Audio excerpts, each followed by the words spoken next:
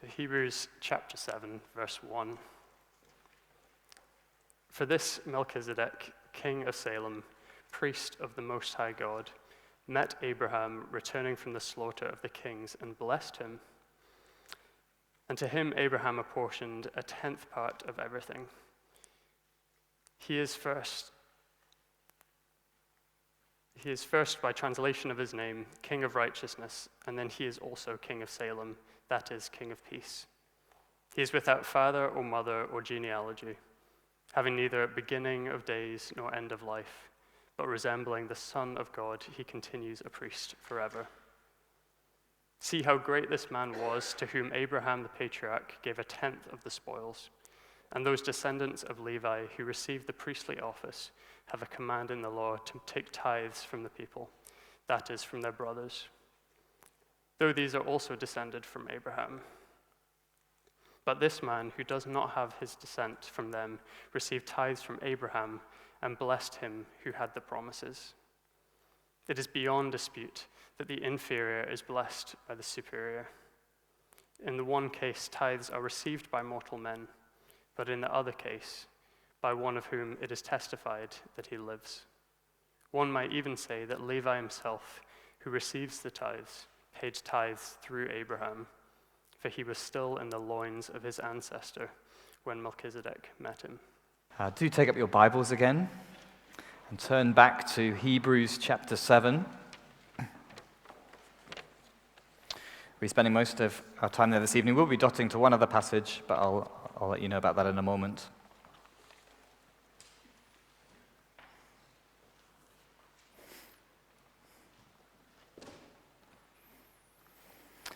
Now, for tonight's passage of Hebrews chapter 7 to make sense to us, we've got to know actually we need help. Now, most of the time we're pretty good at putting up our defenses, our kind of walls of independence. I'm okay, thanks, don't need no help. But every so often there are moments when we realize it. There are chinks in our armor. Now, either it happens when a small thing finally defeats us, like, I don't know, when we've tried to do something but failed, like finish some DIY or something, or find something we've lost. Or it happens when big events, when they crash over us, utterly overwhelming us, and in a flash we're at our wits' ends and on our knees. But in the meantime, it's often pride, isn't it? Pride that's behind the defensiveness. I can't ask for help. I don't need it. I can't let them see I'm struggling. I'm fine, actually. Now, in Hebrews, the writer's spending a lot of time talking about priests. And if we remember a few weeks ago, we saw priests were all about access to God. And priests are going to seem completely irrelevant if we think we're all okay when it comes to our hearts and when it comes to God. If we think, yep, I'm okay, thanks, I don't need any help, I know what I'm doing. But actually, we need a moment of humility this evening, realizing we're in fact utterly helpless. We are creatures, we're humans, and God is God. We are sinful, and He is pure. It's like dirt and a beautiful white wedding dress. They're kept totally apart. We've rebelled against Him, and He will deal with us rightly. Just this week, my sin is before me, as I'm sure it is before you. I know I have not loved Him as I should, and I've treated those He's made poorly at times. We need help. We need help to come to Him, help to know Him, help. We need someone to bring us across the great chasm between us and God. We can't just waltz into His presence. We need a priest. And yet, if you're anything like me again, we're weirdly hesitant often to come to Jesus for help. We often go our own way first. We wallow in our own situation. But God's got a word for us this evening, a word from chapter 7 that's going to open up to us how wonderful our priest really is, to take away our hesitancy and mean we never go anywhere else but to Christ. And to show us this, he's going to zero in on Psalm 110. Now, he's already alluded to it in the verse just before our passage. If you have a look at 6 verse 20, he said, where Jesus has gone as a forerunner on our behalf, having become a high priest forever after the order of Melchizedek. It's that language there, priest forever after the order of Melchizedek. That's a direct quote from Psalm 110, and he's going to come to that. You can see it quoted in verse 17. You can see that our version just prints it slightly different. There's a quote there, and then again in verse 21. But Melchizedek, that's the question. Who is he? If you've read a lot of the Bible and you've never come across his name, then don't worry, because he's actually only mentioned twice in the whole Old Testament. Twice. That is it. Once in Psalm 110, and then in a little story in Genesis 14. So let's just turn back to Genesis 14 just briefly, because that's what the writer of the Hebrews is talking about in the beginning of chapter 7. Should be on, I think it's on page 10. Genesis chapter 14. Try and keep a finger in Hebrews 7 if you can. If you've lost it already, don't worry, but we'll come back to it. Genesis chapter 14. Now you can see it's titled Abraham. Abraham had two names. First he was Abram, and then he became Abraham. This is when he's called Abraham, and you can see he rescues Lot. Okay, now what's the story about? Well, there's loads of local kings in the area that Abraham is. They're all trying to be the big man of the area. And then if you just see in verse 8, they list all these kings, and then they have a great battle. And then verse 12, you see it says, they also took Lot, the son of Abraham's brother, who was dwelling in Sodom, and his possessions, and went their way.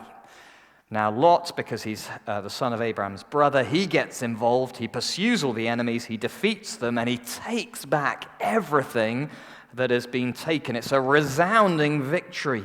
And then we get these three verses where Melchizedek appears. And it's at verse 18 to 20. I'll read it. And Melchizedek, king of Salem, brought out bread and wine. He was priest of God Most High. And he blessed him and said, blessed be Abraham by God Most High, possessor of heaven and earth, and blessed be God Most High, who has delivered your enemies into your hand. And Abraham gave him a tenth of everything. So there we have it. That is it. The only mention of Melchizedek apart from Psalm 110. But in these few verses of Genesis 14, the writer of Psalm 110 and then the writer of Hebrews sees something profound, some profound depths here. Because the psalmist is then going to predict that there's going to be a priest forever in the order of this man Melchizedek. So at that point we've got to ask, well, who is this guy Melchizedek? If our high priest, namely Jesus Christ, comes in the same line as this guy, what does he show us? What does he show us about Jesus? Now next week we'll see that this prediction of high priest following Melchizedek raises some issues of how it relates to current priests. Those priests in the tribe of Levi. I mention that because we're going to see some of the argument heading that way in our passage. But this week, let's turn back to Hebrews 7 now. If we turn back to Hebrews 7, that's page 1004 if you've lost it. But because this week, the writer to the Hebrews, he wants us to know, and it's there in verse 4, see how great this man was. See how great this man was. That's what we need to see. And we're going to see it all build up, like raising a mighty skyscraper. First to show us we have a much more glorious kind of priest, and then we have a much greater kind of priest. So firstly, we have a more glorious kind of priest. Let's read again verses 1 to 3. For this Melchizedek, king of Salem, priest of the Most High God, met Abraham, returning from the slaughter of the kings, and blessed him. And to him, Abraham apportioned a tenth part of everything. He is first, by translation of his name, king of righteousness, and then he's also king of Salem, that is, king of peace. He is without father or mother or genealogy, having neither beginning of days nor end of life, but resembling the Son of God, he continues a priest forever. Now you can see there, verses 1 and 2, he's retelling the story from Genesis 14.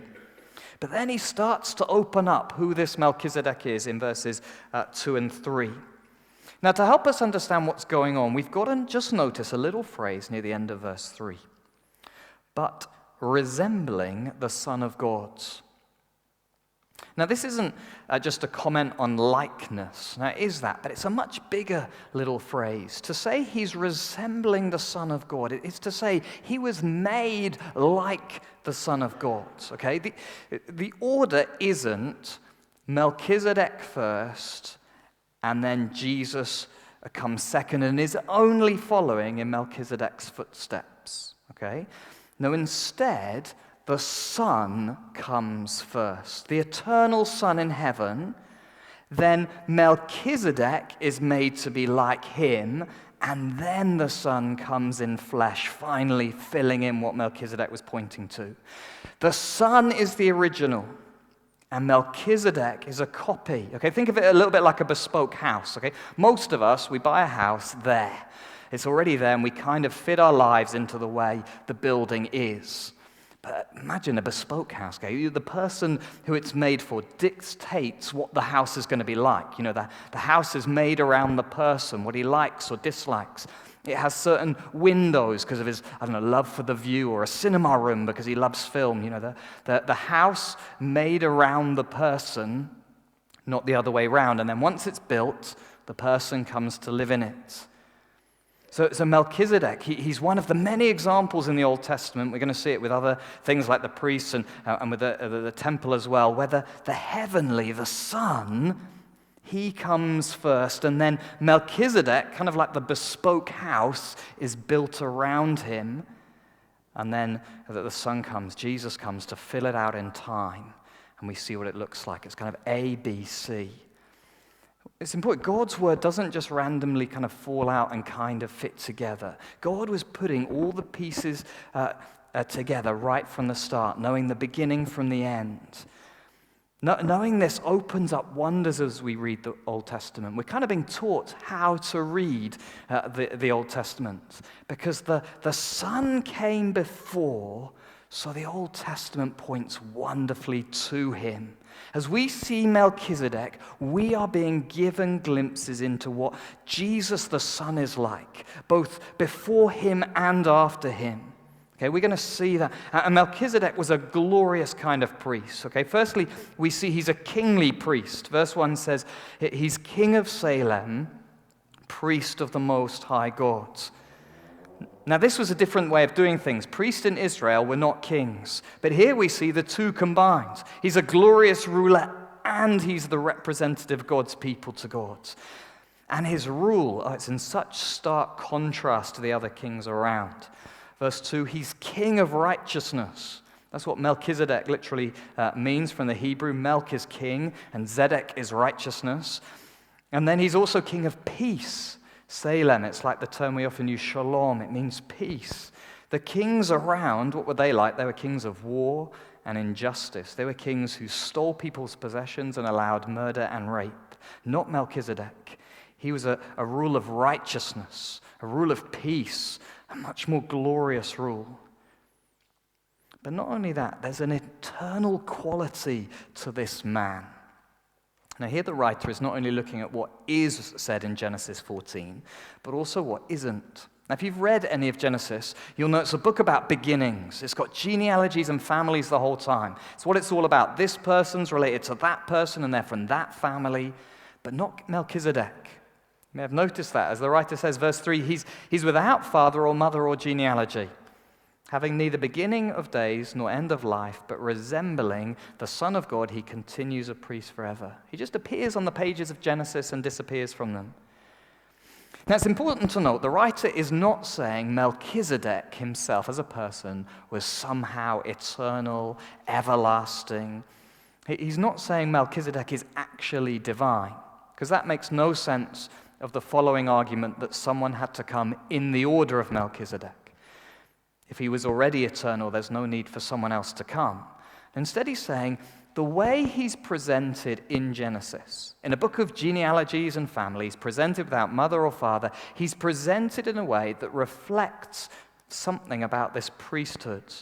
Genesis' presentation of him is showing us something glorious about this high priest. There's an eternal quality to him. There's an unending nature to him. Because remember, Melchizedek, he's patterned on the Son. And Genesis is showing us that, this unending quality. It's so fitting, isn't it, for the eternal Son, the one who has no beginning or end. Melchizedek, he's a fitting priest for the Son of God to follow in, an eternal quality to him. Now, later on in chapter 7, he's going to come back to this unending idea as he compares it to the Levitical priests. But here he's showing us God's got a priest for us on a totally different kind of level. He's found a solution that's just on a totally different plane. You know, it's like when you're trying to find, a solution to something like a DIY problem, and someone comes along and just suggests something that you would never even occurred to you. In the face of our helplessness, God has a solution that is of a whole different order, a whole different level of glory that anyone had ever considered. He's a king priest. He's a righteous, peace-bringing king priest. He's an unending, eternal, righteous, peace-bringing king priest. In short, he's a more glorious kind of priest. He's beyond our wildest dreams. It's like wanting to have a driving instructor and kind of being okay with anyone. And then Lewis Hamilton, 7-time Formula One drivers champion, steps into the car with you. It's totally off the chart, isn't it? It's in this way Melchizedek points forwards to the one to come. Jesus Christ, the one who is to be a priest forever in this order of Melchizedek. It's this kind of priest we need, a more glorious kind. Because our helplessness before God's, our helplessness in our hearts and minds, it doesn't need just kind of earthy solutions. It needs something more glorious. To use language from verse 16, it needs the power of an indestructible life. Now, often God does use earthly things to help us understand the eternal. Just the Old Testament priests and animal sacrifices in the temple, they help us see our need and God's solution. He does the same for us now. He gives us the Lord's Supper and baptism to help us glimpse greater things. But those themselves do not save, do they? Melchizedek is showing us we need glory. We need the divine to break into our world. We need an unparalleled action of God to come and save us. Now, God giving us physical things to point us to Jesus, to the heavenly reality is one thing, but often we actually turn our eyes solely to the physical. We think actually the solution is only found on earth, in people. I know we've talked about this before, but COVID just revealed one example to us, didn't it? Utter belief in the saving power of science. I'm not criticizing science or reason. It's a gift from God, isn't it, to use for his glory. But the language of we trust science. We trust the science. It became so grand, revealing our inner dependence on human means alone. Perhaps on a more personal level, though, we find it just in that language of grit and determination. I will push through. I'm going to do it. Of course, there's wisdom there, isn't there? Sometimes we do need more determination.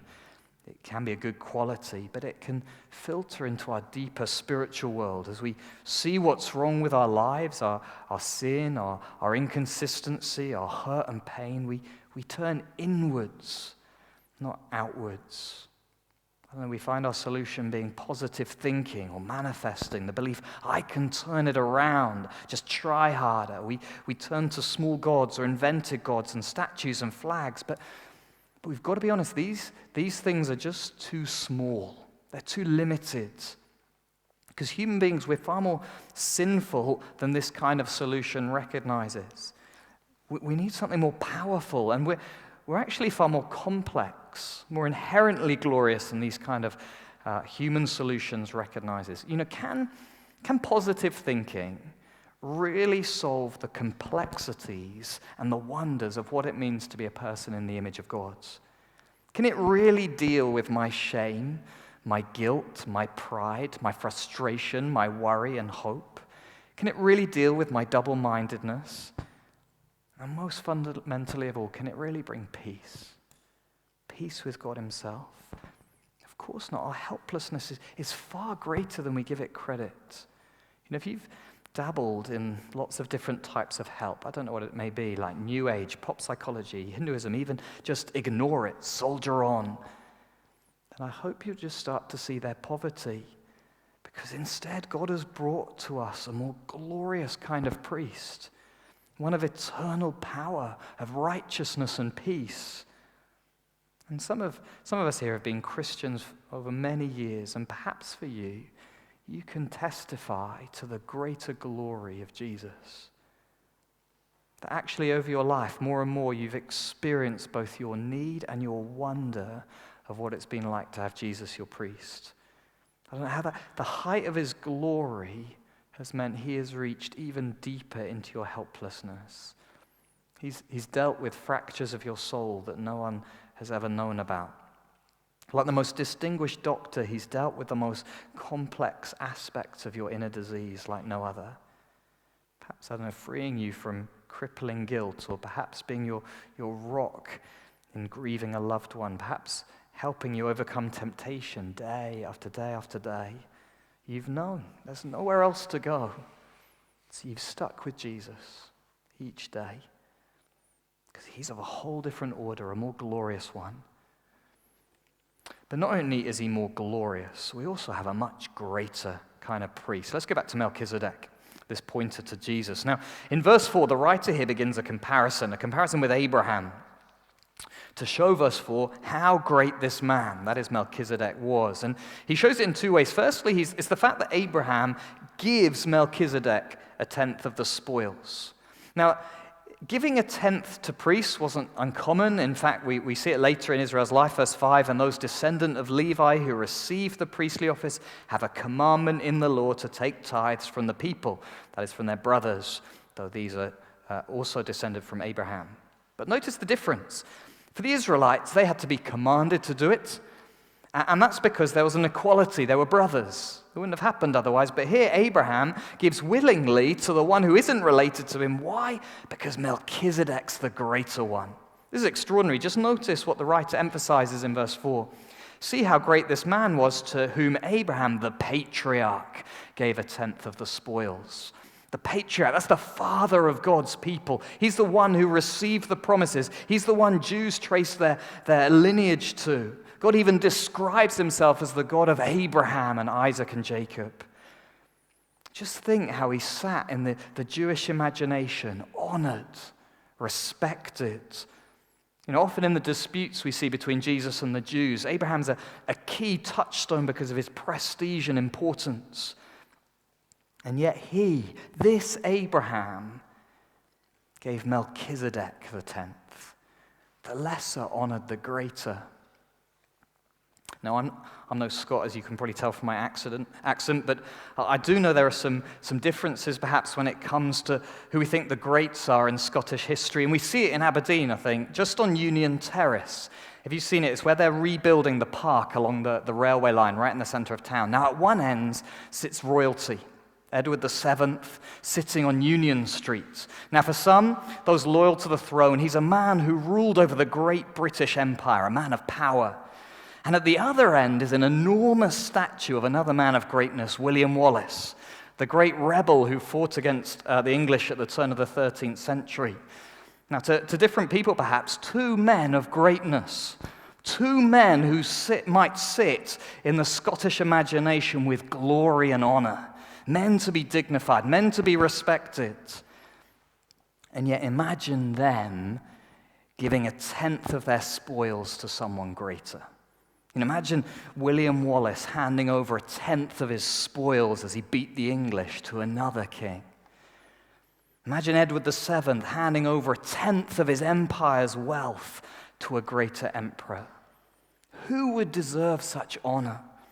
Who could deserve such a tribute? That is who Melchizedek is, the greater, the one to be honored by the best. But also, he's also greater because he's the one who blesses. He blesses Abraham, not the other way around.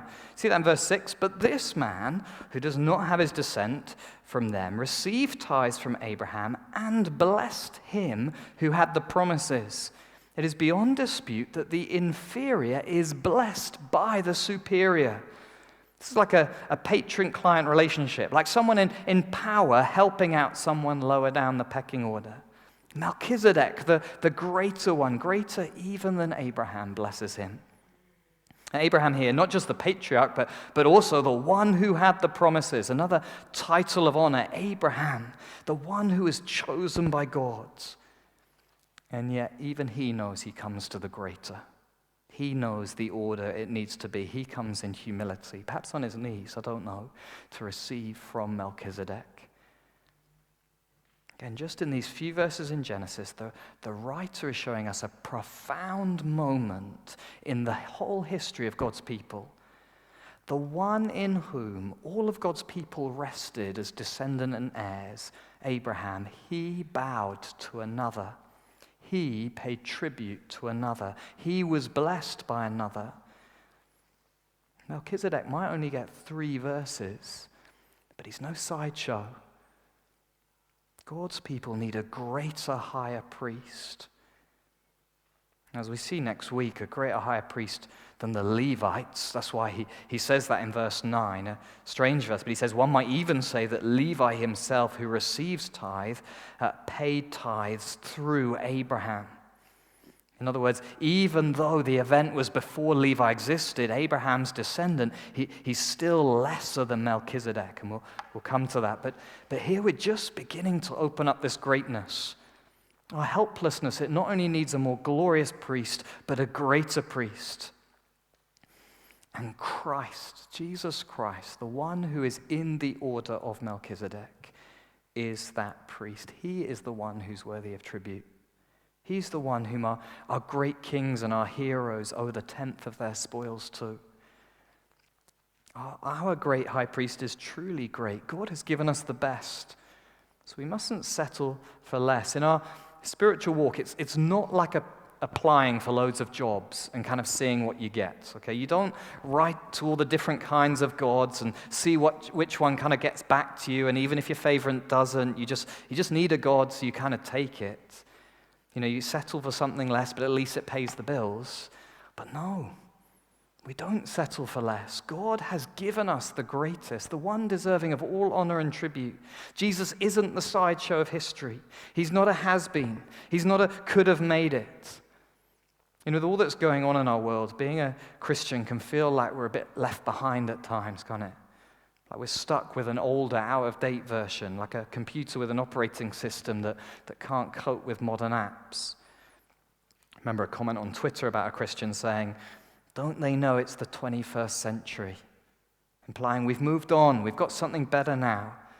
You know, who really believes in the supernatural? Who really believes miracles like the resurrection can happen?